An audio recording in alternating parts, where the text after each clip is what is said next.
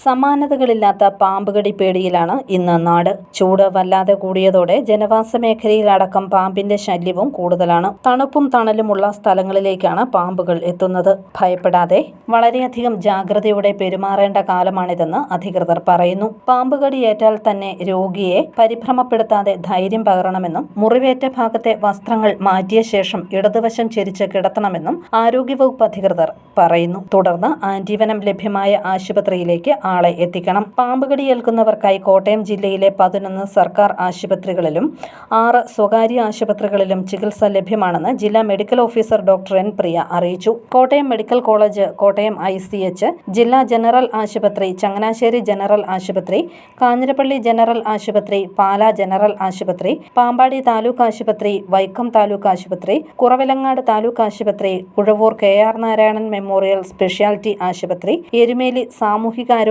കേന്ദ്രം എന്നിവിടങ്ങളിൽ ആന്റിവനം ലഭിക്കും. കൂടാതെ സ്വകാര്യ ആശുപത്രികളായ Kottayam SH medical centre, Caritas ആശുപത്രി, ചെത്തിപ്പുഴ സെന്റ് തോമസ് ആശുപത്രി, പാലാ മാർസ്ലീവ മെഡിസിറ്റി, കോട്ടയം ഭാരത ആശുപത്രി, കാഞ്ഞിരപ്പള്ളി മേരി ക്യൂൻസ് ആശുപത്രി എന്നിവിടങ്ങളിലും പാമ്പ് വിഷത്തിനുള്ള ചികിത്സ ലഭ്യമാണ്.